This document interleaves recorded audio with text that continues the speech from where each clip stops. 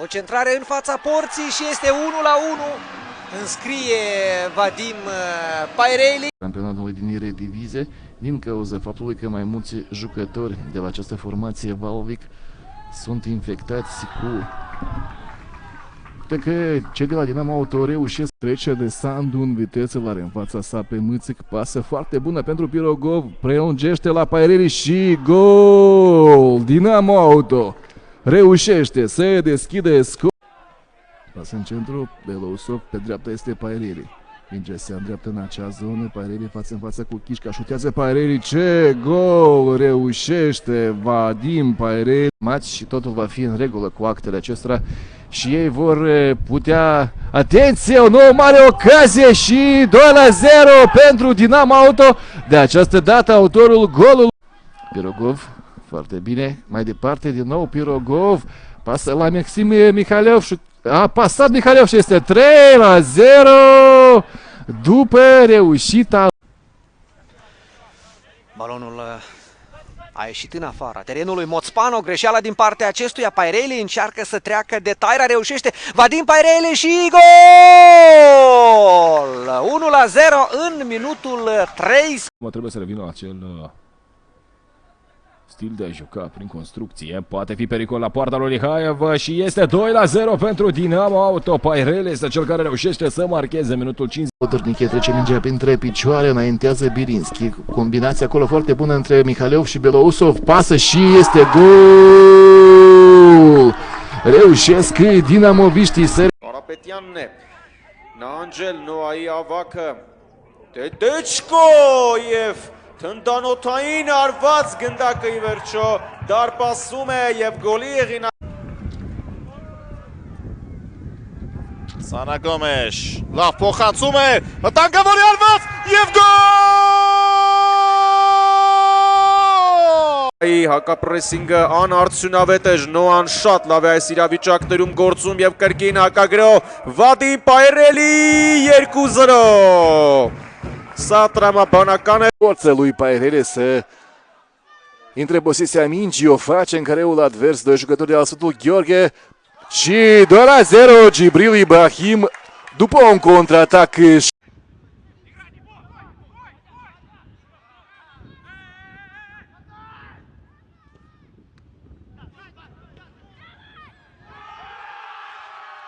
Evident, în asemenea momente se dictează cartonaș galben.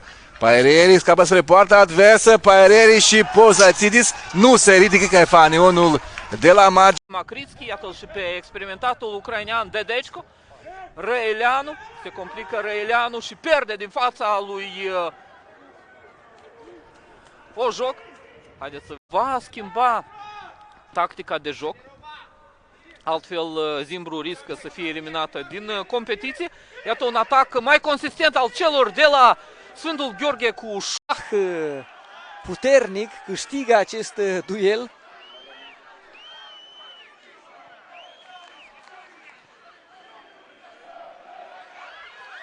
Călin Calaigioglu, mai departe. Vadim Paireli, minge scoasă, un șut și aproape a fost Aici pasă pentru Paireli, Vadim Paireli de unul singur, Vadim Paireli pasă pe poziție viitoare pentru Gibril Ibrahim, o întoarcere din partea lui Ibrahim, însă nu apucă. A înscris pentru Mura, însă rezultatul senzațional a fost pe teren propriu, victoria cu 2-1, urmărit pe Paireli, bun acest șut al lui Vadim Paireli. Va fi un gol deocamdată cu implicarea formațiilor din Republica Moldova, ținând cont că și Șeriful a remizat ieri de asemenea cu 0-0. Vadim Paireli are oportunitatea de o pătrundere, Vadim Paireli centrează, Vadim Paireli destul de înșelătoare această minge trimisă de Svinarenko, deposedat, posibilitate din nou de contraatac, însă bună această intervenție a lui Cedric Ngah. Vadim Paireli încearcă să ia o acțiune pe cont propriu, o centrare a lui Paireli, va fi corner pentru Sfântul Gheorghe. Ucrainean al Sfântului Gheorghe a repus balonul în joc, pasând cu colegul său de linie, acum o pasă pentru Paireli, bun preluarea acestuia. Cu mingea la picior a cerut Paireli Nu este poziție de offside, nu se ridică fanionul de la margine, cade Paireli în careul de 16 metri advers. Este liber, iată ce angajare pentru Vadim Paireli, acesta poate să încerce o pătrundere în viteză. Paireli trimite la marginea careului Călin, intervine Stanislav Namașco la acest filtrant, acum Teoharis Pozatsidis, pasă pentru Vadim Paireli, de unul singur, Paireli intră în careu, șutează, se opune Stanislav Namașco. Doua însă era departe, Daniel Danu. Streistar în schimb trimite exact până la această șarjă ofensivă a lui Vadim Paireli în careu. Paireli, direct în brațele lui Namașco, respinge, reține însă în 2 timpi. Decisă balon recuperat și acum Calagioglu stă întins pe gazon și ratare monumentală a lui Până la urmă Cupa Moldovei, iar apoi și Supercupa, acum un sprint al lui Vadim Paireli pe partea stângă, a ridicat privirea, finalizare, Gibril Ibrahim și până la urmă este gol, Sfântul Gheorghe. Acum o pasă pentru Vadim Paireli în lateral stânga, acesta nevoie să se întoarcă, încearcă acolo să treacă de un adversar, pătrunde Ibrahim, a fost un șut centrale, s-a opus până la urmă. Tas ներկուրը պետ դեռ ունեն թիմերը։ Երկար փոխանցում առաջ Վադիմ Պայրելի ուղղությամբ պայքարեց Պայրելին, խլեց գնդակը Ավետիսյան եւ բրավո Și a intrat Serghei Mișcov. O partidă modestă din partea lui Iacovlev. Aici o posibilitate de contraatac pentru Sfântul Gheorghe Ojog.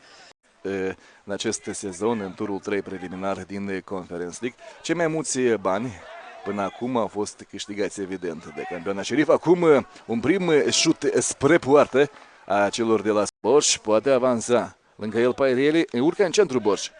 Continuă Paireli, poate șuta, nu, pasă acolo în partea dreaptă pentru Dan Pușcaș. Însă acesta s-a îndepărtat de centru, dar mai este timp, de ce nu, să reușească în cele din urmă gazdele să restabilească cel puțin egalitatea. Acum un nou contraatac pentru cei de la Sfântul Gheorghe, poziție regulamentară pentru Ibrahim. Acesta a apucat să